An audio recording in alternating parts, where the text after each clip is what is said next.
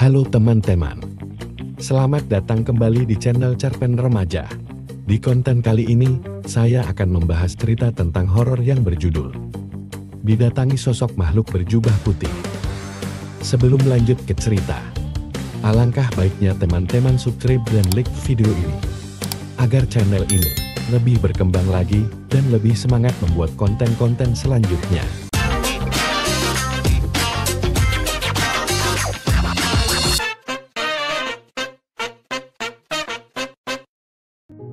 Di sebuah desa kecil yang jauh dari hiruk-pikuk kota, ada sebuah rumah tua yang telah lama ditinggalkan konon. Rumah itu pernah dihuni oleh seorang perempuan tua yang dikenal sebagai Mbok Sarni. Mbok Sarni adalah seorang tabib tradisional yang sering membantu warga desa.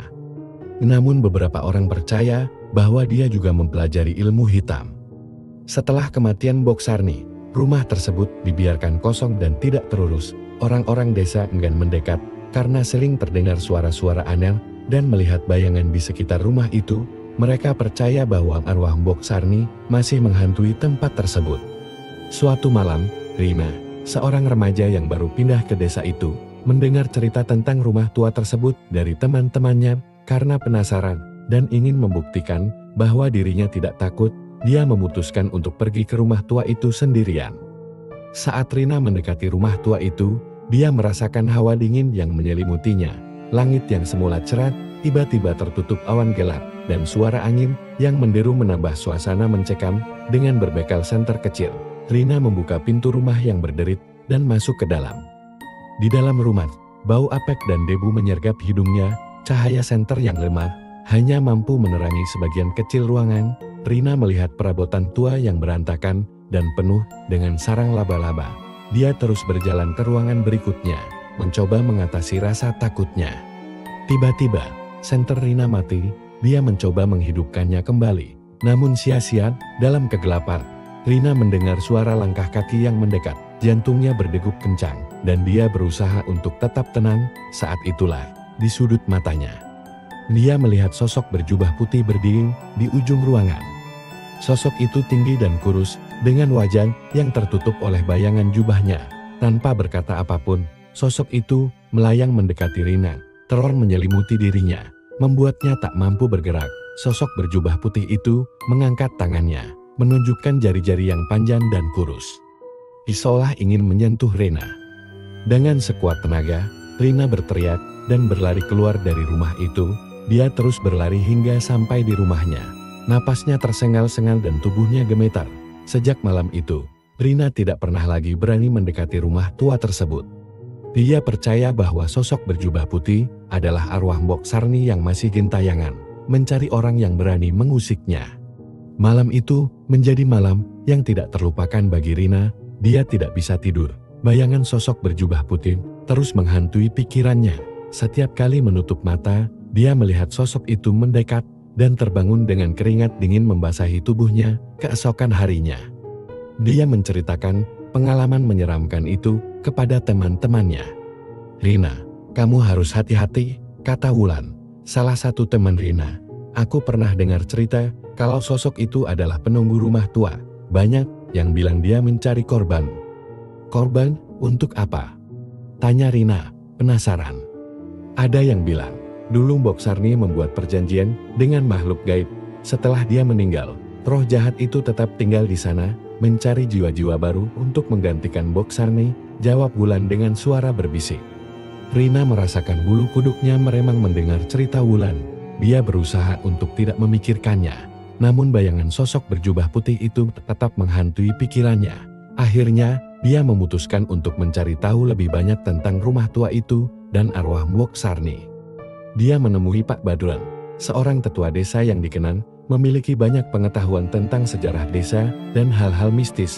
Pak Badrun mendengarkan cerita Rina dengan seksama, lalu mengangguk pelan. "Kau tidak salah, Nak," kata Pak Badrun. "Rumah tua itu memang menyimpan banyak misteri.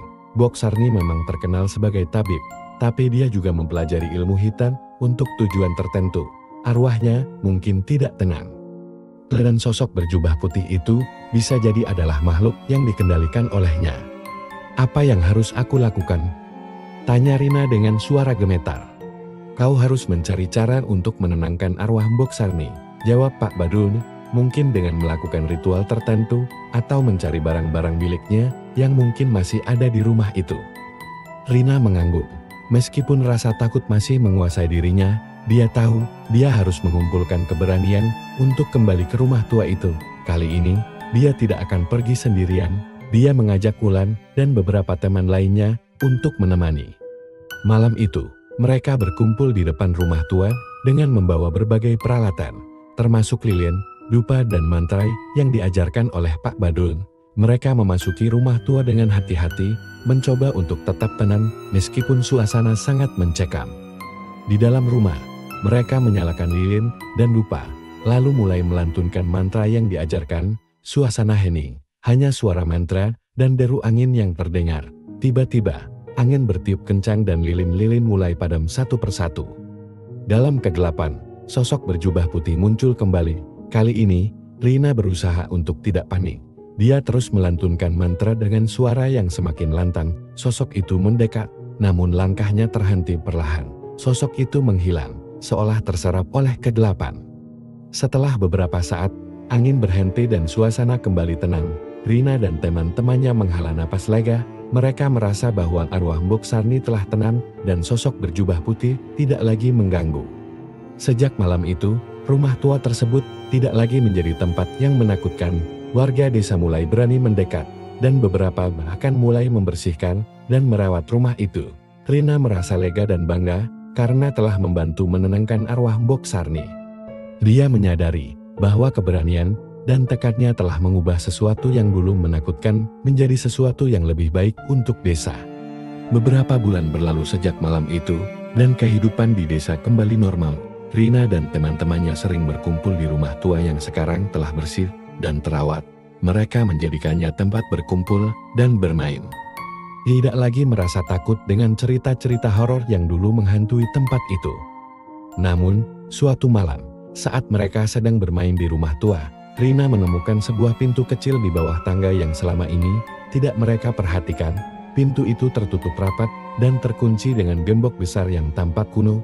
Rina merasa penasaran dan memanggil teman-temannya untuk melihat. "Ada apa, Rina?" tanya Wulan.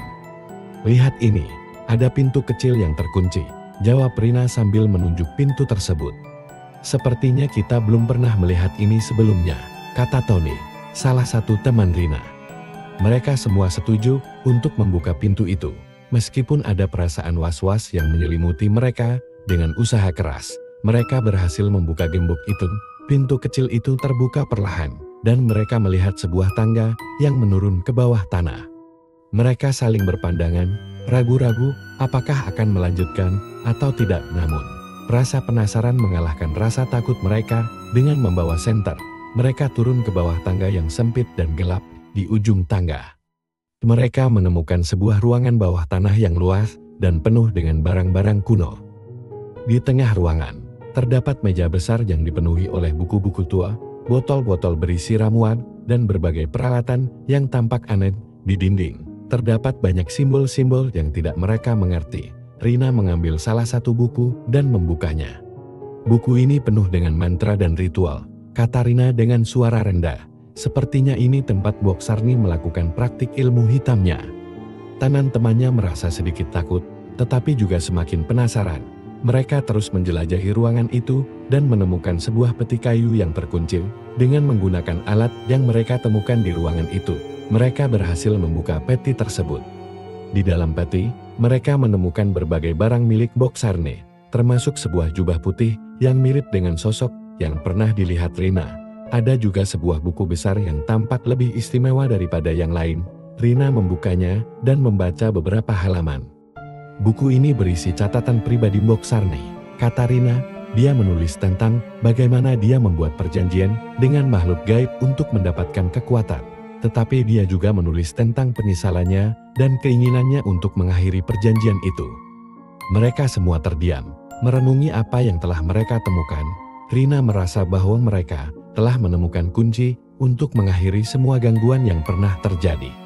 "Kita harus menyelesaikan apa yang tidak bisa diselesaikan oleh Mbok Sarni," kata Rina dengan tegas. kita harus melakukan ritual yang tertulis di buku ini untuk mengakhiri perjanjian dan menenangkan arwahnya sepenuhnya.